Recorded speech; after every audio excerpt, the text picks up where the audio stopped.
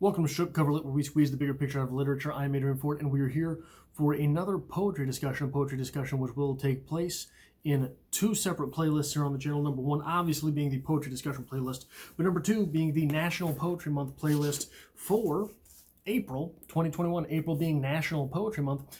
I will be doing a poetry discussion every day of the month here in April, and today, Mondays are for Langston Hughes, Tuesdays are for Sylvia Plath, Wednesdays are for Charles Bukowski, Thursdays for Emily Dickinson, Friday for Charles Bukowski, Saturday for Robert Frost, and Sundays are sort of a wild card. But obviously we're here today, as I have said, for Sylvia Plath. Sylvia Plath, I have to admit, is a poet that has always given me fits, a poet which I don't understand all that well. Now, Emily Dickinson and Charles Bukowski are probably my favorite poets, so that's why I've got 3 days of the week for those two. Robert Frost is a poet which I am coming around to in my old, crusty white guy age. I'm enjoying Robert Frost. Langston Hughes has always been a poet that I enjoyed. Sundays obviously being the wild card days. I had to have something to challenge myself. So I picked Sylvia Plath. Maybe a mistake. This is already kicking my ass. I already don't understand what I'm reading here. The poem in question is November Graveyard, and it reads as such. The scene stands stubborn, skinflint trees hoard last year's leaves, won't mourn, wear sackcloth or turn to elegaic dryads, and dour grass guards the hard-hearted emerald of its grassiness. However, the grandiloquent mind may scorn such poverty, no dead men's cries. Flower forget-me-nots between the stones paving the grave ground. Here's honest rot to unpick the heart, pare bone, free of the fictive vein. When one stark skeleton bulks real, all saints' tongues fall quiet. Flies watch no resurrection in the sun. At the essential landscape, stare till your eyes foist a vision dazzling on the wind. Whatever lost ghosts flare, damned howling in their shrouds across the moor. Rave on, the leash of the starving mind, which peoples the bare room, the blank, untenanted air. The scene stands stubborn, skinflint trees hoard last year's leaves, won't mourn, wear sackcloth, or turn to elegaic dryads, and the dour grass guards the hard-hearted emerald of its grassiness. We're in a graveyard, November graveyard. So we have compounded the images of death. November, winter, death, graveyard, death. But the nature involved in these things, the grass, the trees, the flowers, refuse to die. They hang on to their fruitful parts. They hang on to those things which make them young. This is a poem. I think it would be easy to make this poem about religion, that people die and they refuse to die at death. People want to create their gods. There is a line here, flies watch no resurrections in the sun. It would be easy to see that as the speaker here, commenting on maybe an atheistic type of slant to this poem. I don't think that's what it is. I don't think this is about religion. Now, leave it to me, all of the poetry discussions, all the poetry reviews, all of the novel reviews, short story reviews you've seen of mine, where I try to make everything about atheism. I don't think that's what's going on here. I think that what is going on here is not is not representative of death so much as symbolism of death. That is to say,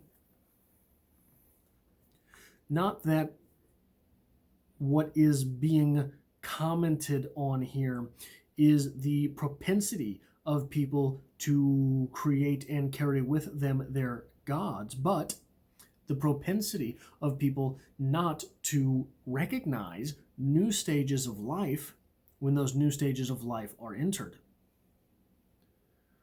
People refusing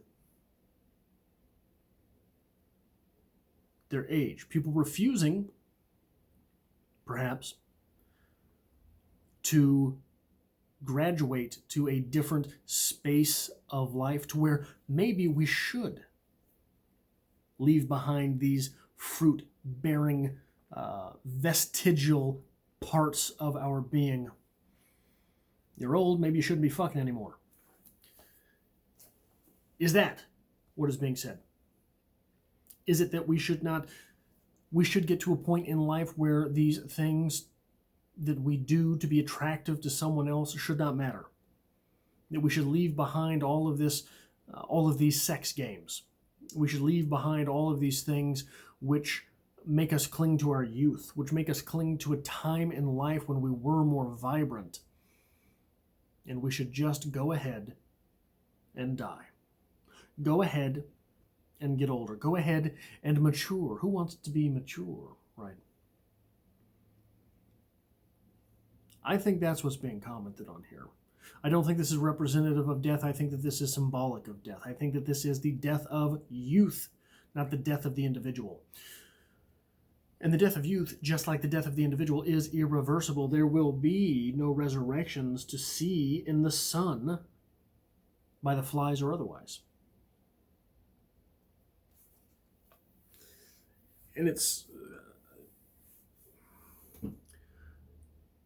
in the final stanza here, we have the mention of ghosts.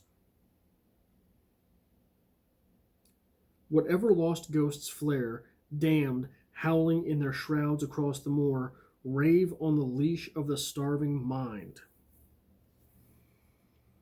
Again, this is not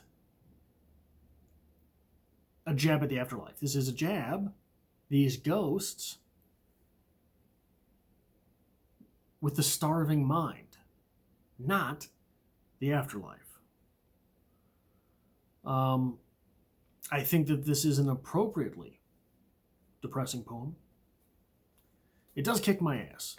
It takes me a long time to be able to get into Sylvia Plath and root around a little bit and probably still make mistakes and probably still give a poor reading, but at least I got something nice and depressing out of this, which I think is what you go to Sylvia Plath for. So hey, I've got the correct palette here. But why? Why are we commenting on the death of youth, on the passage of individual to different stages of life?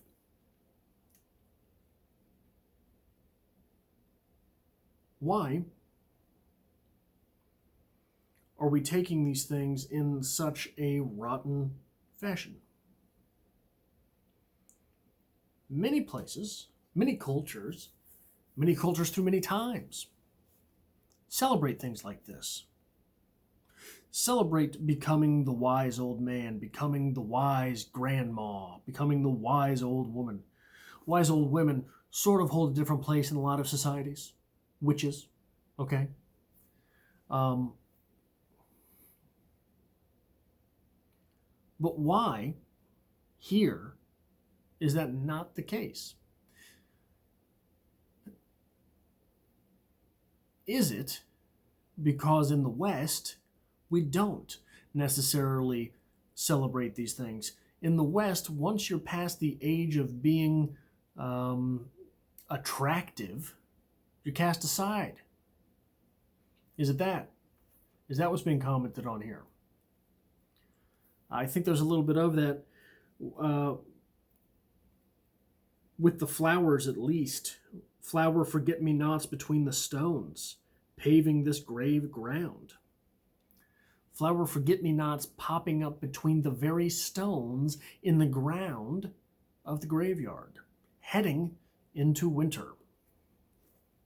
That is all I have time for in this poetry discussion. I hope to have you back for the next poetry discussion. Wednesday will be Charles Bukowski. Thursday, again, Emily Dickinson, and Friday, Charles Bukowski again, then Robert Frost. So this is going to be quite the journey for me through this month, and I hope to have you along for this ride.